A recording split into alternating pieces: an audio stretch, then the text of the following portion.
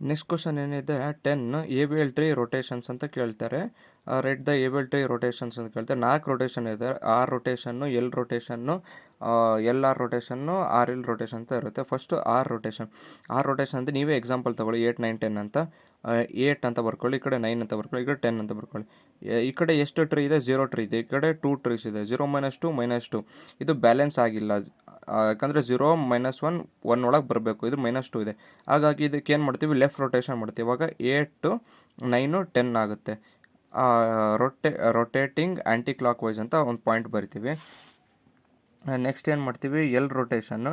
ನಾವೇ ಒಂದು ಎಕ್ಸಾಂಪಲ್ ತೊಗೊತೀವಿ. 10 9 8 ಅಲ್ಲಿ 8 9 10 ಅಂತ ತೊಗೊತೀವಿ. ಇಲ್ಲಿ 10 9 8 ಅಂತ ತೊಗೊತೀವಿ. ಇದನ್ನು 10 ಈ ಕಡೆ 10ಕ್ಕಿಂತ ಕಮ್ಮಿ ಏನಿದೆ 9 ಇದೆ ಇಲ್ಲಿ ಬರಿತೀವಿ.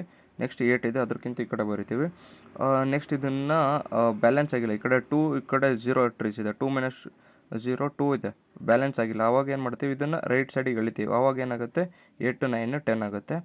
ರೊಟೇಟಿಂಗ್ ಕ್ಲಾಕ್ ವೈಸ್ ಆಗುತ್ತೆ. ಆರ್ ಎಲ್ ರೊಟೇಷನ್ ಅಂದರೆ ಒಂದು ಎಕ್ಸಾಂಪಲ್ ತಗೊಳ್ಳಿ. 10 12 11 ಅಂದರೆ ಇದು ಡಿಕ್ರೀಸಿಂಗ್ ಆರ್ಡರ್ ತೊಗೊತೀವಿ. ಲೆಫ್ಟ್ ರೊಟೇಷನ್ನು ಅದರಲ್ಲಿ ಆರ್ ರೊಟೇಷನಲ್ಲಿ ಇನ್ಕ್ರೀಸಿಂಗ್ ಆರ್ಡರ್ ಅಂತ ತೊಗೊತೀವಿ. ಆರ್ ಎಲ್ ರೊಟೇಷನ್ ಒಳಗೆ 10 12 11 ಅಂತ ತೊಗೊತೀವಿ. 10ಕ್ಕಿಂತ ಜಾಸ್ತಿ ಏನಿದೆ? 12 ಇದೆ. 12ಕ್ಕಿಂತ ಕಮ್ಮಿ 11 ಇದೆ. ಹಿಂಗೆ ಬರ್ಕೊತೀವಿ ಈ ಥರ ಕ್ರಾಸಾಗಿ. ಆವಾಗ ಇದರಲ್ಲಿ ಕಂಪೇರ್ ಮಾಡಬೇಕು. ಇದು ಕಮ್ಮಿ ಇರಬೇಕು, ಇದು ಜಾಸ್ತಿ ಇರಬೇಕು. ಆವಾಗ ರಿವರ್ಸ್ ಮಾಡ್ತೀವಿ. ಹಿಂಗೆ ಆ್ಯರೋ ಮಾರ್ಕ್ ಹಾಕಿದ್ದೀವಿ ನೋಡಿ. ಅದು 10 11 12 ಅಂತ ಬರ್ಕೊತೀವಿ. ಈಗ ಇದನ್ನು ಲೆಫ್ಟ್ ರೊಟೇಷನ್ ಮಾಡ್ಬೇಕು, ಹಿಂಗೆ ಎಳಿಬೇಕು. ಆವಾಗ 10 11 12 ಆಗುತ್ತೆ. ಆವಾಗ 1 - 1 0 ಆಗುತ್ತೆ. ಬ್ಯಾಲೆನ್ಸ್ ಫ್ಯಾಕ್ಟರ್ ಕರೆಕ್ಟ್ ಆಗುತ್ತೆ. ಹಾಗಾಗಿ ಇದು ಕರೆಕ್ಟ್ ಆಗುತ್ತೆ. ನೆಕ್ಸ್ಟ್ ಎಲ್ಲ ರೊಟೇಷನ್ ಅಂದರೆ ಒಂದು ಎಕ್ಸಾಂಪಲ್ ತಗೊಳ್ಳಿ. 10 8 9 ಅಂದರೆ 10 ಅದಕ್ಕಿಂತ ಕಮ್ಮಿ 8, ಅದಕ್ಕಿಂತ ಜಾಸ್ತಿ 9. ಇದನ್ನೇ ಕಂಪೇರ್ ಮಾಡ್ತೀವಿ. ಇದು ಜಾಸ್ತಿ ಇರಬೇಕು, ಇದು ಕಮ್ಮಿ ಇರಬೇಕು. ಅವಾಗ ಎಕ್ಸ್ಚೇಂಜ್ ಮಾಡ್ತೀವಿ. ಅವಾಗ 9 8 ಆಗುತ್ತೆ.